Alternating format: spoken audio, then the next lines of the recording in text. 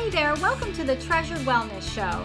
Grab your mug of herbal tea, a notebook, and your Bible, and we will dive right in. I'm so glad you're here. Hi, everybody. Welcome back to Treasured Wellness. I have a special guest today. I am so excited to bring Melissa Johnson to you all today. Melissa Johnson is a marriage and family therapist as well as a spiritual director. She's also the founder of Impossible Beauty, which is a blog and a podcast dedicated to redefining beauty as the life of God at work in us and among us. Melissa lives in Minnesota with her husband, and you will just really enjoy this conversation. And I pray that it just blesses you. I am so happy to chat with you today, Melissa. Welcome. Thank you so much, Michelle. I'm excited to be here. Great. Well, as we are going to be talking a little bit today about that ever increasing pressure from society to be and do and look a certain way for acceptance, right? Yes. You personally experienced the damaging effects of this. And there is a definite difference between disordered eating, which I talk about sometimes with my clients, and an eating disorder. So would you go ahead and share a little bit about your story? Yes. Yeah, definitely. About like 9 years ago or so, I was working as a marriage and family therapist. And I was also seeing my own therapist simultaneously. And she let me know that some of my behaviors and habits and thinking around food and movement were into the zone where it was not helpful. And actually, she had been kind of red flagging this for years. And it finally came to the point where she said, you know what, I think that it's time for you to do some intensive work. And so she kind of laid down the law in a very gentle, therapeutic way and said, basically, it's time for you to do some intensive eating disorder work. And honestly, I was shocked. I think part of it is, I'm sure there was a measure of denial in there, but also I do think that so many of our like cultural ideas and cultural scripts around food and oftentimes leaning toward restriction and body image and movement, they are so disordered, the messages, that it had become so normalized. And so many of my friends and the people around me were engaging in a lot of the same beliefs and behaviors that I was. And so honestly, it kind of came as a shock to me. So I ended up pausing my work as a therapist and having to go headlong into this work around working on this eating disorder. And through that process, it took about, I was probably like six months in, when my eyes just were opened to the fact that a lot of the same beliefs and struggles that I was seeing in these group rooms, like these therapeutic group rooms, again, were the same messages and struggles that I was seeing outside of these group rooms as well. And the messages that were being called like eating disorder related thoughts was the same narrative, the same messages that I was seeing like in commercials and on billboards, and again, being spoken about with other women. And so I started to see how this, what I call, I say in my podcast and blog, like we're being sold a broken brand of beauty. And I started to see that it was not only depleting me of life, but this is like, I would say like a veil of deception that is over, I think all, our full society, I would say, around when it comes to this idea of what beauty is. And so I had to, on the other side of it, I couldn't not say something. And so this book that is called Soul Deep Beauty, that's was out in the world as of June, came from that, and just wanting to help us open our eyes to these broken scripts that our culture is giving us around food, around our bodies, around beauty, so that we can then choose something different. And I think so often, like honestly, if previous to my journey, if someone would have said like, oh, these ideas about beauty are unhelpful, I would have said like, yeah, of course, duh, like we all know that. However, what I think my like yearish long pause, it made me see the depths to which this was influencing us. Like it's not something to like blow off. It is like inundating like the as cognitively, emotionally, I would say spiritually, our relationship with our bodies. This is like soul deep, and it is, I think, a great tool of the enemy. And I know that might sound, I don't mean for that to sound like scary or fantastical, but I do see that there's this gravity to it.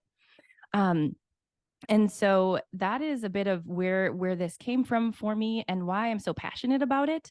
And wanting us to let go of these broken ideas about beauty so that we can embrace something that is true and real, which you mentioned at the top, that I'm redefining beauty as the life of God at work in us and among us. And I started to see that kind of beauty actually brings about the thriving and the integration that I really believe that God wants for us to have. Whereas I've seen how societal beauty brings about actually disintegration and shame and insecurity, which is actually counter to the life that I think God wants us to have.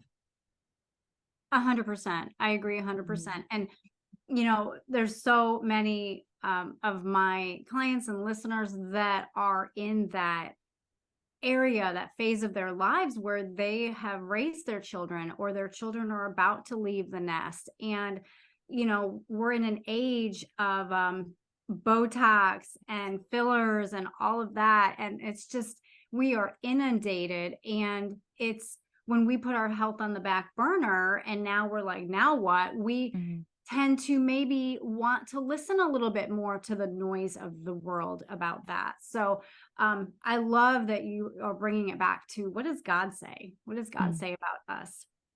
mm, And you do share a lot about your journey out of an eating disorder in your book, Soul Deep Beauty: Fighting for Our True Worth in a World Demanding Flawless. It's a great book, especially if you are struggling with eating disorders or disordered eating, like I mentioned before.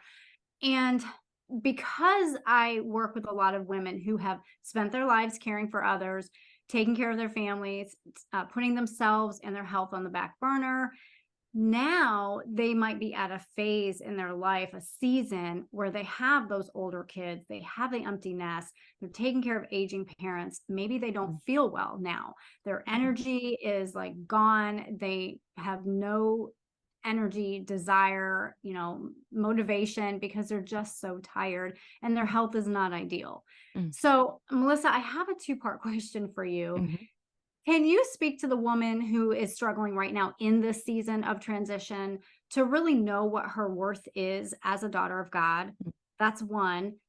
And then you can go into, how can they stand boldly in this season of life as they are aiming to care better for themselves and truly treasure their wellness? Because we have social media filtering, diet culture, body shame, Botox, all of that. So mm, I'll let you go mhm. ahead. Yeah, I think, one of the most important things, at least in my own journey, and I see it being like really pivotal in other people's journey as well, is starting to see the water we've been swimming in. Like we've been swimming in, I would say, tainted or toxic waters for decades. And when we think about, the neurobiology of that, we know what fires together wires together. And so when we think a certain thought, feel a certain feeling, or do a certain behavior, the more we think that thing, feel that same thought or that emotion or do that same behavior, the more likely it is we're going to do that again. So it's like these ingrained neural pathways that we've been trained to think about our bodies and the way we look. And what I want women to know is that this is all, like I said, tainted. And I would like women to know that this is shame based. This is advertisers and marketers and corporations are purposefully trying to make us feel insecure and purposely feel shame in order to sell products. And I would love us to start to see, I think that we could, argue about, consumerism and, if it's helpful or not. I would say in this instance, it is, consumerism and greed are actually at the crux of a lot of the insecurity that a lot of us feel around our bodies, around aging, and all of it. And I would like to. There's one piece that I like to tell people about because I was, I was a little surprised when I heard about this, but just this shift in marketing that we had back in the 1930s, when it was actually Freud's nephew, Edward Bernays, who was the father of modern marketing. And he realized that, previously products were sold based on logic, essentially, like, well, you should buy this shampoo because it makes your hair cleaner than this other shampoo.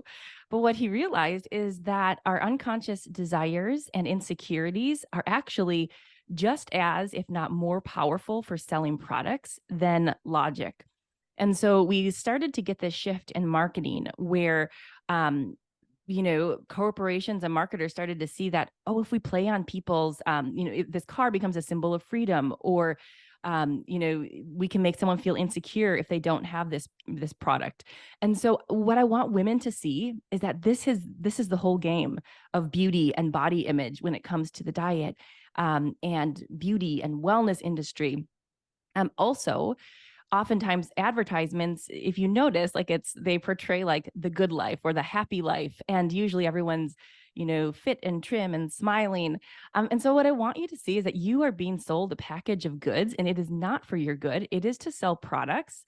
And I want to go ahead. Also, we have this idea of there are a couple of things too. I want you to know that the like the average model would be considered 20% underweight. And back in the DSM-4, when they actually did put numbers around this, they've shed the numbers because it's actually unhelpful for people struggling with eating disorders. But one of the diagnostic criterion for anorexia nervosa was to be 15% underweight. And so our models are 20% underweight, the average. And so what I want you to know and to see is that we are purposely being shown unhealthy or unreal images. I think I need to pull up some of my statistics here. So when it comes to adults, we have so 2/3 of American adults edit their photos before posting them. And if we think about this is based on self-report. And so I'm going to guess that it's going to be more than 2/3 of adults. Sure. So what I want people to know too is that the images we're looking at are literally fake. Not only have they been retouched, but oftentimes, certain body parts or, skin has been smoothed. And so when we look in the mirror and we see pores, we think that, we're horrible. We're I don't know, or, not we're horrible, but that is a negative thing when it's a very human thing. Also, I'm trying to think if it was 1969 or 1970 that Vogue used the term cellulite in a new way and made it a problem. Whereas previously that like dimpled skin did not have a title, but they gave it the title cellulite and posed it as a problem. And so what I want women to also see is that corporations and advertisers have made certain things a quote problem so that they can sell a product. And so oftentimes I think this shame and this insecurity we're feeling has nothing to do with our true worth, but really lies that we have been inundated with. And there's a documentary called The Illusionists that was made in 2015, 2016. And at that point, this documentary gave the statistic that by the year 2020, we would be exposed to some kind of media 80% of our waking hours.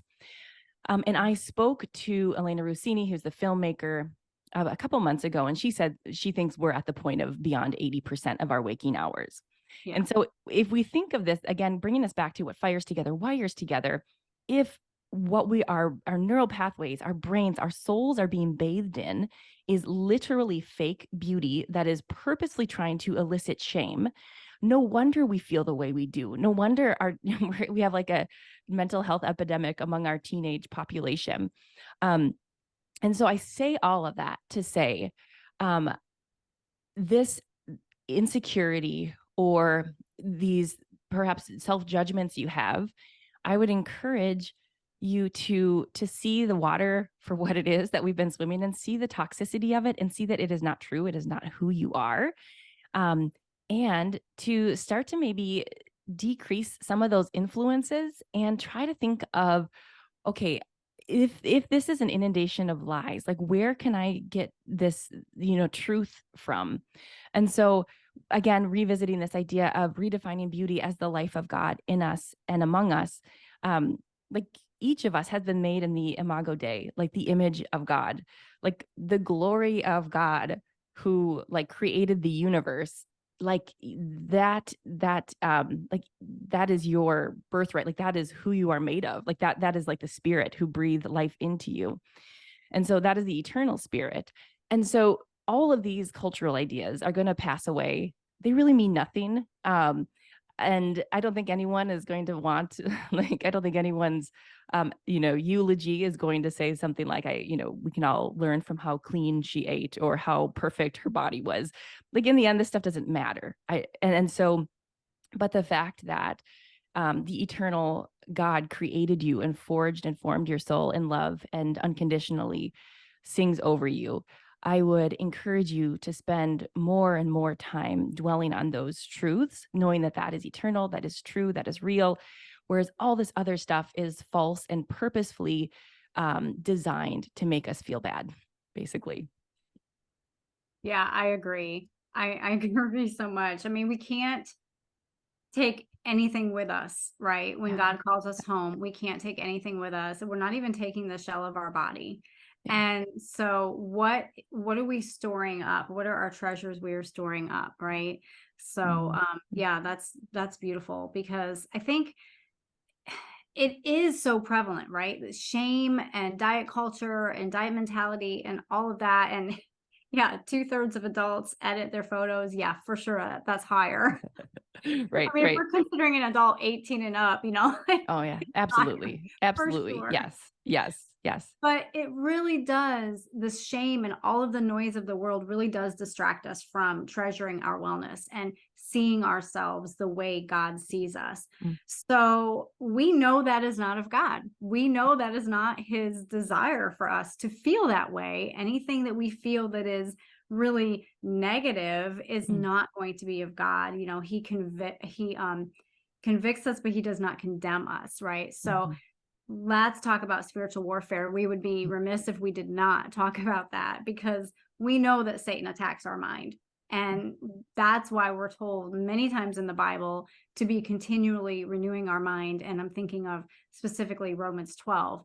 Mhm. So, do you have some suggestions for how women can hear God clearer over the noise of the enemy when they are inundated with all of this? Yeah, it's a great question. So Dr. Kurt Thompson says that shame is a minion of evil. And I found that to be so true. And so I want to also go ahead and put some definition around shame, because I think it's can be a nebulous term. So I'm going to use Brene Brown's definition. So she defines shame as an intensely painful feeling or experience of believing that we are flawed and therefore unworthy of love and belonging.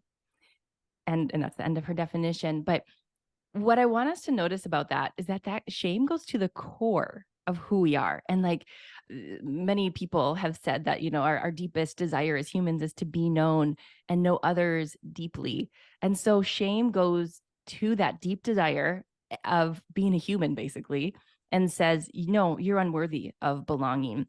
And so, of course, like the lie of the enemy would be that, no, you aren't worthy of belonging. You aren't worthy of being loved.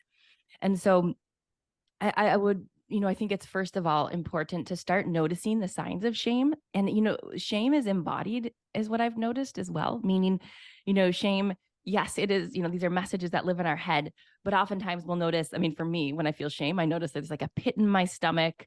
That's a big one. And so start noticing maybe how does shame feel in your body? So you can notice, like, is this shame that's showing up for me? And then to know, okay, this is shame. And this is, purposefully a tool that is showing up in order to essentially separate me from God, separate me from myself, separate me from other people. And so when that happens, there are things that can bring us kind of actually do the opposite. And I would say bring us closer. What are some things that we can do to draw us closer to God, to other people? And the worst thing I think that shame tells us is it kind of draws us into secrecy. And so I think doing the opposite and actually finding safe people in your life and talking through these things, and maybe that would be a therapist, maybe that would be maybe even like a non-diet dietitian, if this is like related to food. And getting these things out into the open. And also, I think oftentimes when it comes to body shame, I think instead of thinking about our bodies as an object or a project to tweak, thinking about our body as a partner, and not a project, and thinking about, oftentimes our culture leads us to objectify ourselves. And so if I were to think about my body, I'll think about, okay, well, what do I look like in a picture? But what I'm doing right there is I'm actually taking a third party perspective. I'm not actually living in my body. And I don't think that we were ever meant to, interact with our bodies in this way. I mean, if we think about, in the early, I don't know, biblical days, or even like pre-mirror days, like I feel like because of the mirror, because of the photograph, because of now social media, we've really had this we have this new perspective of our bodies. And what we see instead is that when we move toward embodiment, meaning living in our bodies, and so like noticing when you are out for that bike ride or when you are out for that hike, noticing like, what does it feel like to feel joy in my body? Like, do I feel butterflies in my stomach? Do I feel like, I don't know, some excitement in my, my heart starts beating a little faster? What does it feel to live in my body? And so all of this to say, I think the enemy comes at us with shame, and I do think that this is really important to name that again. And I don't know how this all works together. What is corporations? What is consumeristic greed? What is the enemy? How it all comes together. It doesn't really matter. The point is that it all is actually working against the well-being of our soul. And so I think it's important to start to recognize these messages, the shame, the lies, so that we can then turn against it, and move toward connection and integration. And again, this idea of authentic beauty that I keep alluding to. Yeah, I love that. And I love how you said, like, what does it feel like to feel joy in my body? And it's so important because I speak more about fun, healthy movement than I do about exercise, working out, all of that. So if we don't feel joy, if we are not enjoying what we are doing, we're not going to stick with it, number one. And number two, what's the point, right? What is the real reason why we're doing that specific movement, that specific exercise, whether it's the treadmill or the stair climber? It is way more fun to be moving our body in a way that brings us joy, puts a smile on our face. We are, loving the fact that we are sweating because we enjoyed what we did. It's not like you're watching the clock trying to like, okay, I've done 15 minutes, all of that. So, what does that feel like though? So really going introspecting, right, of yourself. What does that feel like to feel joy? Because there's so much noise in this world that it's really stealing our joy. And we know that that is a spiritual attack because Satan comes to steal, kill, and destroy. So, when we put our focus on the way God created our bodies to be, the things that our bodies can do, the things that our bodies have done, especially us moms that have like carried children, cared for children, all of the things that our body has done, like it's truly amazing. It's truly a miracle. And this has been really, really a good conversation, Melissa, really good and encouraging information for our listeners. So I like to ask my guests a final question. Would you share a treasured truth for our listeners today? Yeah, I think that, something I've been thinking a lot about is our image of God and how important that is. And I think this idea of when we start to get kind of invited into this new idea about beauty and what beauty is. My treasured truth, what did you call it? Treasured wellness truth? Treasured truth. Treasured truth, thank you. Would be to remember the beauty of God. And maybe that could be looking at different scriptures of, how the unconditional love of Jesus, and looking at maybe the grace of God, or how God like delights over us with singing. And I think it's so important for us to notice if there is anything in our image of God that is unloving or untrue. because I think that our vision of God and having it align with who Jesus is, I think that actually impacts everything. And whether or not we want to draw close to God or not. Um, and so, and with that, I think knowing that God then looks at you with like this tender love and wants to be near you and draw near you. And um, I think that would be my encouragement, or the truth that I want to leave us with is, God is truly beautiful. And I would encourage us to maybe spend some time with God, and um, just to help kind of maybe undo any lies that have settled in, maybe from an unloving caregiver or something of that nature, and start to live into the true image of Jesus. Absolutely. Yeah. And bringing it all back to Matthew 6:33, right? Like seek first the kingdom of God and his righteousness. And when we do that, then the lies, the voices, it gets quieter and quieter. And, God, when he created us in his image, he said it was very good. So as we are aging and as we are going through trying to I don't even want to say the word balance between the world and the word, really. I mean, we need to be heavier balanced, leaning towards God, leaning towards his word for sure, because it's the only way we can get through this crazy thing called life here in this world. But we as a facial analysis practitioner, our lines tell a beautiful story. Mm, Our facial features tell so much about the life that we lived. And so, mm, I just encourage people to pause before they think about doing any radical mm, treatment to their body, because God said that when he created you, it was very good. mm. Yes. So this has been so fun. Thank you so much for joining us today. And how can our listeners find you? Yes, yes. So my website is impossible-beauty.com. And then on Instagram, I'm at impossible.beauty, and then also at melissa.louise.johnson. And I also have a Facebook page.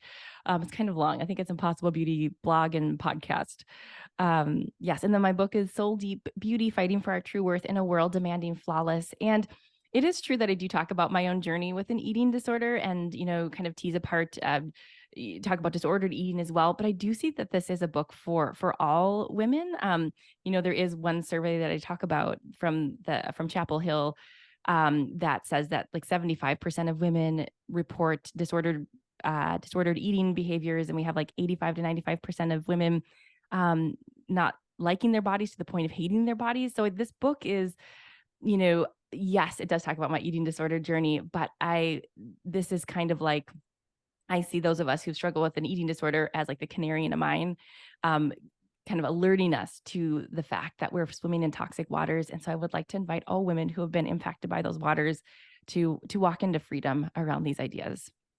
100%. And one of the things I wanted to talk to you about, so maybe I'll have to have you on later, but is the impact of our young girls, the statistics that you share. And after what we've gone through in the last 3 years, specifically, it's 2023 now, like it just is, like you said, depression, anxiety is just rampant in our young girls and in teens across, male and female. But this would be a good resource for like if you have a granddaughter or a daughter or somebody, like really to help them to understand, like, no, this is not who God says you are. They are lies. So thank you so much for coming on. I really appreciate this. And yeah, thanks so much. Great information. Thank you so much.